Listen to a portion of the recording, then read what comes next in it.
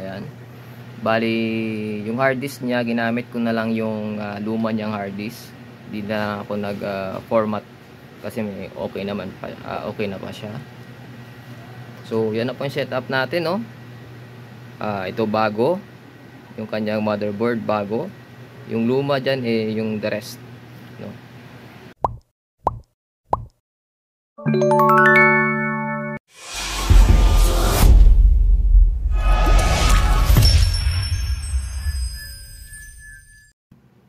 So, no, babakasin muna natin tong lumang motherboard natin.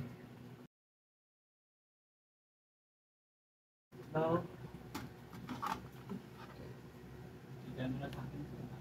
So, No.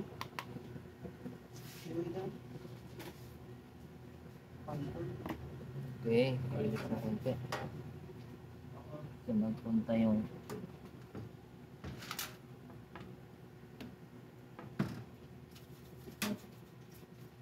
Yan.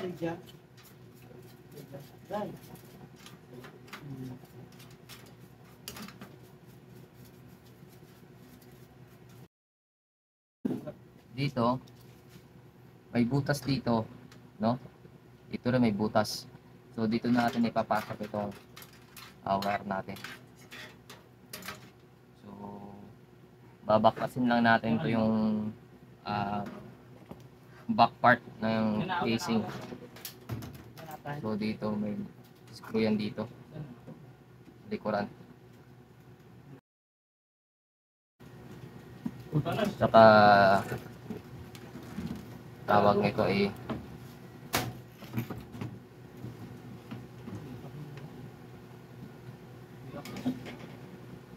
yung space niya mas maganda.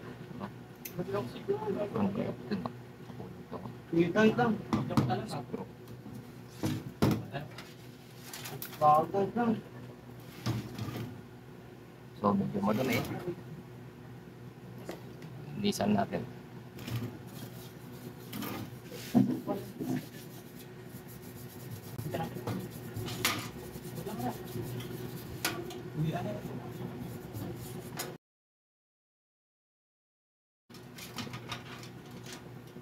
Linis siya.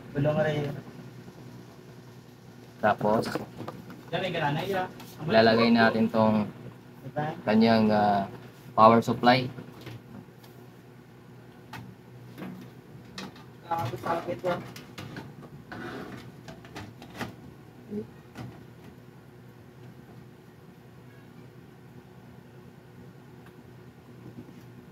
Power supply. Papahigain natin para makita ninyo. Ayan.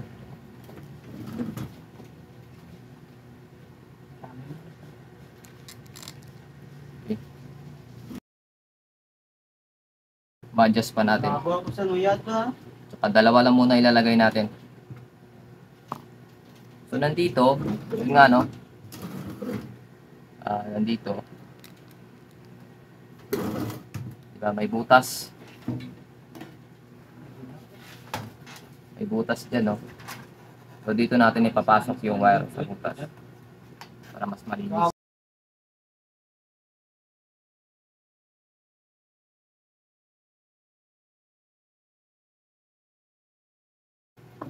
Okay.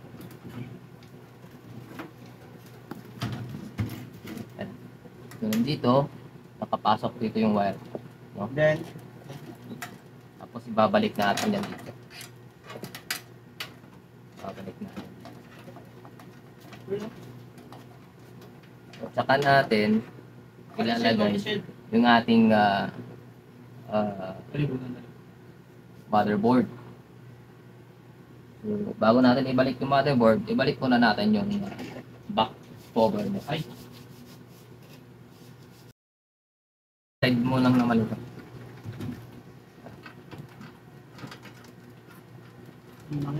So, ilagay muna natin ng manipis, no? Para pagpasok natin ng cover niya, hindi siya maipit.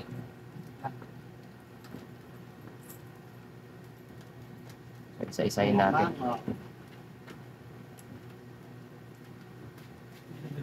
Ito,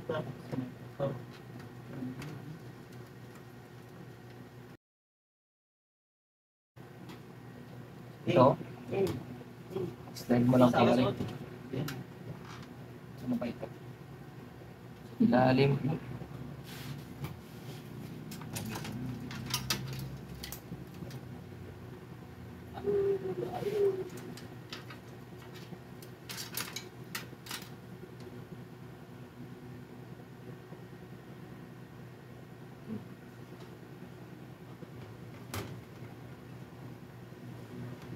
Saka isa-slide natin.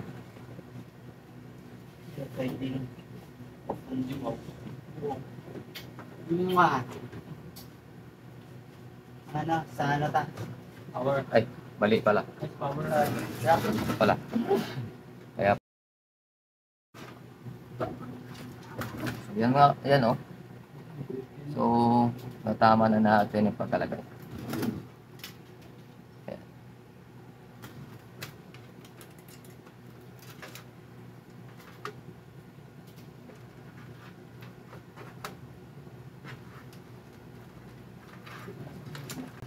Siyempre, pagkatapos nito, yung motherboard na yung lalagay natin. Okay.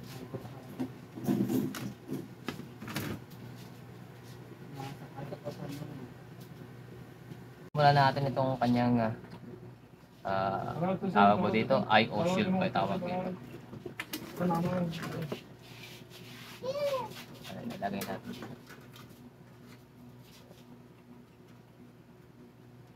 Mag-ingat po tayo dito mga kapatid kasi matalim ito. Ating motherboard.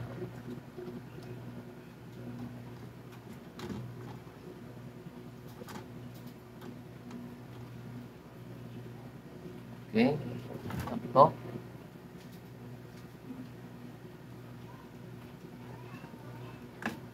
So, konting alalay lang sa paglagay nitong kanyang screw.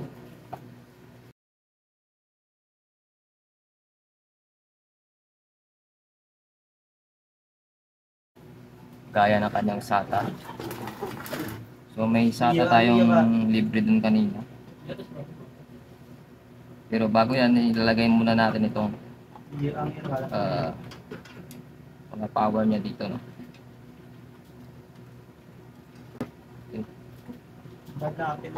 Power.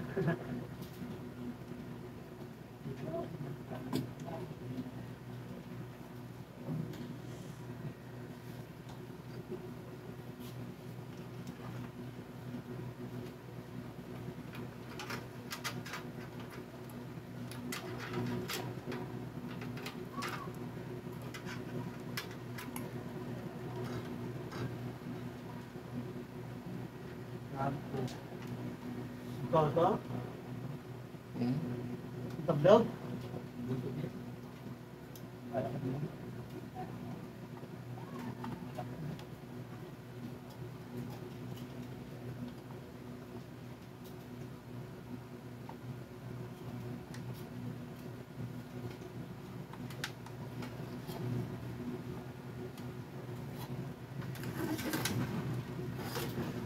Okay, nalagay na natin tong kanyang power dito. So, ilagay lang natin sa tamang position tong wire niya. Tama ata?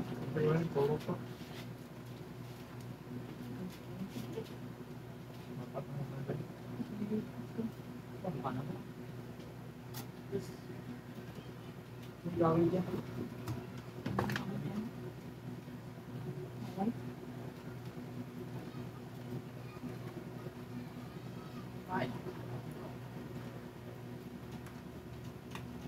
Bulag yung mga Cristo.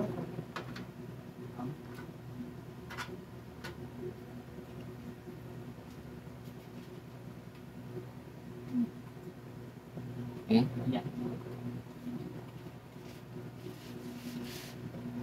Power. Southeast. SATA. Southeast. Wait, ano yun yan? Okay.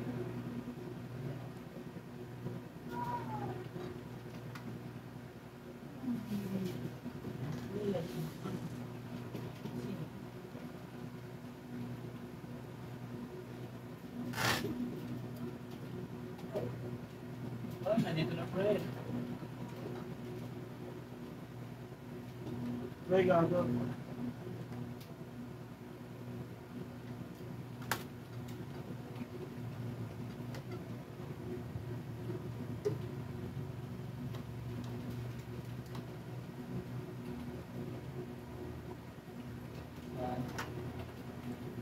Ito ang daran?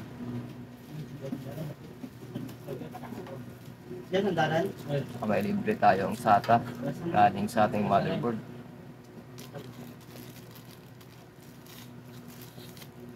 Ito sa mabok, ano ba yan? Ano ba? Okay, so itong naka-angle na ito yung ilalagay natin sa ating hard disk, no? O solid state o SSD. So ito naman na straight, lagay natin sa Ano?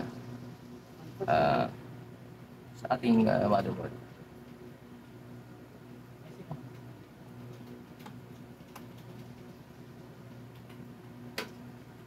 Dalawasan dapat ito ha?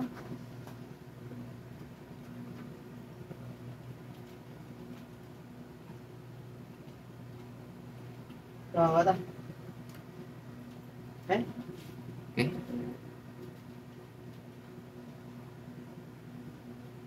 So, yung power naman,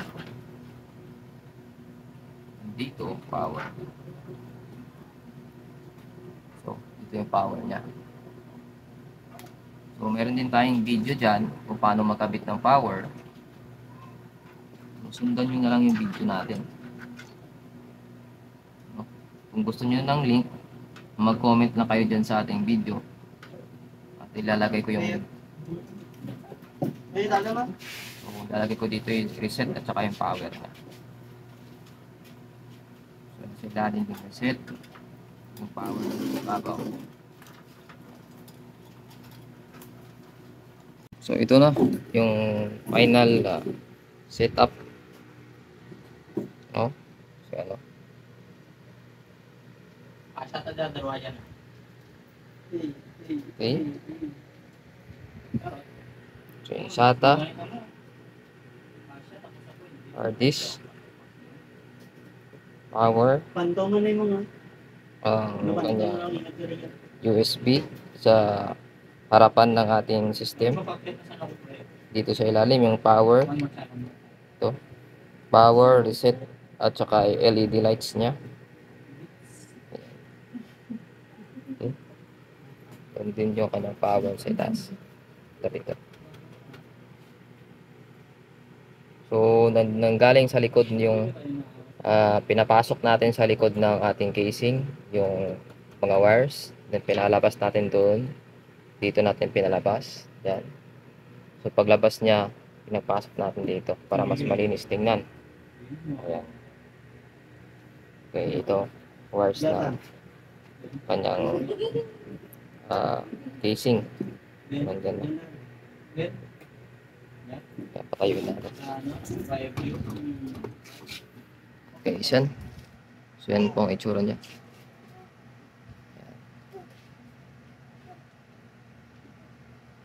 Okay, yan pa yung gawa. Okay. So, ayan mga kapatid, no? Ito na ating unit. So, yung monitor natin may sira naman talaga yan. So, pang testing ko lang yan na monitor. So, working na siya. Ayan. Bali, yung hard disk niya, ginamit ko na lang yung luma niyang hard disk. Hindi na ako nag-format kasi may okay naman pa, okay na pa siya. So, yan na po yung setup natin, no? Ito bago. Yung kanyang motherboard bago. Yung luma dyan, yung the rest. No? So, yan po. Na-revive natin yung luma natin na computer. So, yung nabili lang natin dito is mga 2.5. No? So, mga 500 ito. Itong motherboard natin is 1,900 ata, something like that. Ay, 2 plus pala, 2 plus. Ayan. Turo, gano'n. Hindi ka malibos din. O, sabay, lagos ha. Ayan. Oo, turo. Bali, 2,000 itong motherboard natin, tsaka 500 plus itong ating power supply. So, yan po ang ating binili para ma-revive itong ating system unit. So, yan po. Nag-add ako ng fan dito. Yan. Para pagpasok ng init na hangin, papalamagin niya ito, ilalabas niya dito. Ayan. Para hindi mag-stay yung mainit na hangin dyan sa loob ng ating unit. Okay. Yan, setup natin. Okay, maraming salamat mga kapatid. Sana may mga bago kayong natutunan sa ating ginawa ngayong araw sa video na ito. So, kung meron kayong mga katanungan o gustong malaman o may gusto kayong ipagawa sa akin ng mga video, comment down below lang po sa ating comment section. No? Yan, maraming salamat. Okay. Ano, turbayin mo?